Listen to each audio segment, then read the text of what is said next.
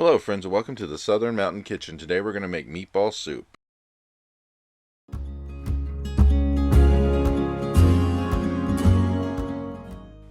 So what you see on my counter is what we're going to use to make this, and there's a lot of steps in this, but it's really worth it in the end. This makes such a great tasting soup, and a lot of what you see here is going to go into making the meatballs that are going to go in the soup, because we're going to make these little mini meatballs.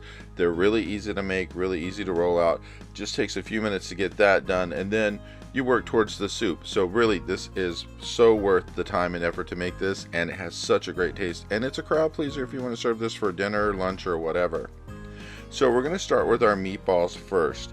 Now I have a pound of ground beef here. If you don't want to use the ground beef, you could use Italian sausage or a mix of Italian sausage and ground beef. And to that we have added 1 egg and 1/3 of a cup of Italian breadcrumbs. To that we're adding 1/2 cup of Parmesan cheese. And what we're going to do is mix this up a little bit before we add any of the other seasoning to this, because we want to make sure, for one, that egg is broken up completely, and two, that we want to work some of the breadcrumbs and the cheese into the ground beef before we start adding in other things, because you want to get this really mixed up. And eventually we're going to add some olive oil to this to wet it up a little bit to help the actual seasoning mix in as we're doing that as well. So go ahead and keep mixing this. You're going to do this with your hand because you can't do this with a spoon. It really won't work. So now we're going to add in some other things. We're adding in 1 tablespoon of minced garlic. Then we're going to add in 1/2 tablespoon of dried oregano, 1/2 teaspoon of paprika.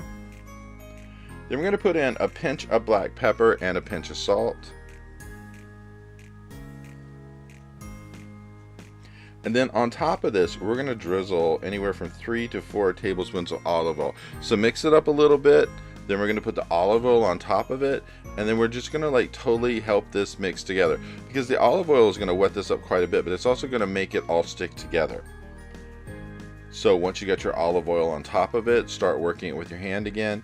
And we're going to totally mix all of this together, and it's just going to take about a minute or so, and then it will pull together as one large lump with everything already mixed together. All the seasonings already through it, and you're ready to make these little meatballs. So we're going to take a baking pan, line it with aluminum foil, and use some non-stick cooking spray, and then you're going to make mini meatballs. We're not making jumbo, because remember, this is going in soup. You got to pick this up with a spoon. So we're just going to do these at a small size, and this is where you can choose how small you want them to be, whether you want them to be like 1 inch wide or maybe 1.5 inches to whatever. The point being is you want to actually just work this through to where they're a size where you think that if you're actually eating soup, you could pick it up with a spoon. So go ahead and work these out, and we're going to roll all these. You're going to get quite a few of these, but this is going to make a big pot of soup by the time we're done.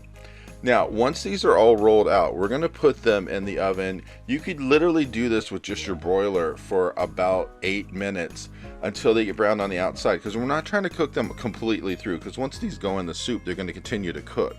So you don't have to have them totally done. We're just really trying to brown the outsides of them evenly. So keep rolling these out and fill up your pan, because you're going to have quite a lot. And then once they're done, like I said, they're going to go into the oven and do their browning bit. Now, if you didn't want to use the broiler, you very well could do this in an air fryer for just a few minutes, or you could even do it like just heating up your oven just like you're baking them, and do them until the outsides start to turn brown. The broiler is just a quick and easy method to do this. It's just the way that, lots of people do that. And once these are cooked, we're going to set them to a side until we actually get to the soup itself and get it going. So basically, we're going to start out now with the soup. So you're going to use 2 stalks of celery, which we're going to cut these up into small pieces, because we want to make sure they cook up really well.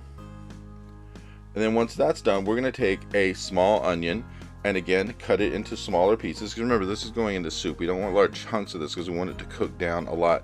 We don't want hard pieces, and the larger the piece, the longer it takes to cook, the more chance there is you're going to have a hard piece in your soup.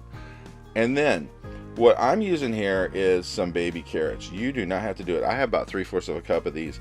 If you just wanted to take 2 large regular carrots and chop them up, you most certainly can do that.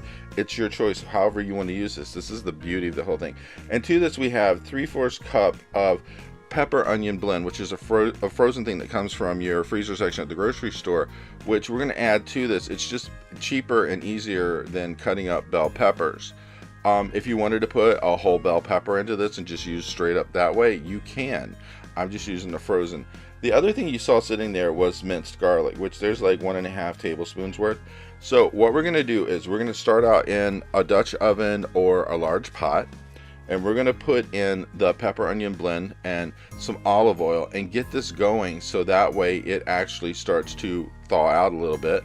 Now you're going to have this over medium high heat. You had at least maybe 3 tablespoons of olive oil going into this, and all those vegetables we just chopped up, the carrots, the onions, the celery, and we're going to mix these up again, make sure that none of them are sticking together, and move them around and get the olive oil all over them so that way they totally start to cook. Just remember, medium high heat. You want to do this for at least, I'd say, 5 minutes, because we want to make sure that we get them softening up before we do anything else to this. And now we're going to bring in that little bit of minced garlic that we had sitting to the side, the 1.5 tablespoons, and get that in there, and then we're going to continue to cook this. So we're going to go for, I'd say, 5 minutes. Make sure this is totally softened up before we do anything else to this.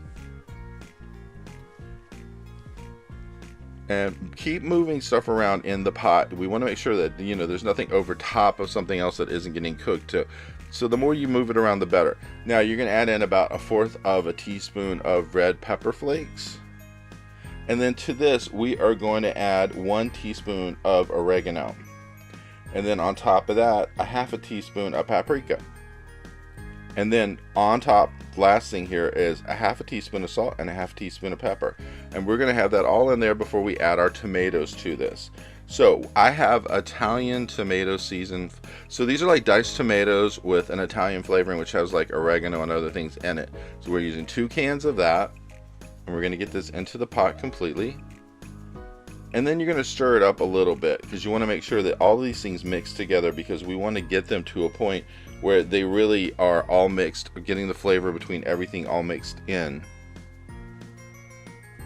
So continue to stir this, and then we're going to cook this for about 10 minutes, because we want to make sure that, again, these vegetables are soft. We do not want anything hard to that.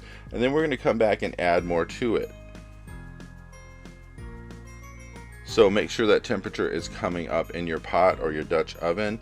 And then we are going to add into this at least 5 to 6 cups of beef broth. Now, depending on how big your pot is where you're going to go for 5 or 6 cups. Because if it's going to go over the top, you don't want it. And we're going to actually bring in our meatballs at this point, because they've been sitting to the side and waiting. And again, once these are in there, we're going to cook one more time, because we're going to keep this going for another 10 minutes. Because we want to make sure that the meatballs get cooked, the beef broth mixes through all the vegetables, and everything is doing really great flavor wise at this point. So go ahead and do that, stir it up, let it cook.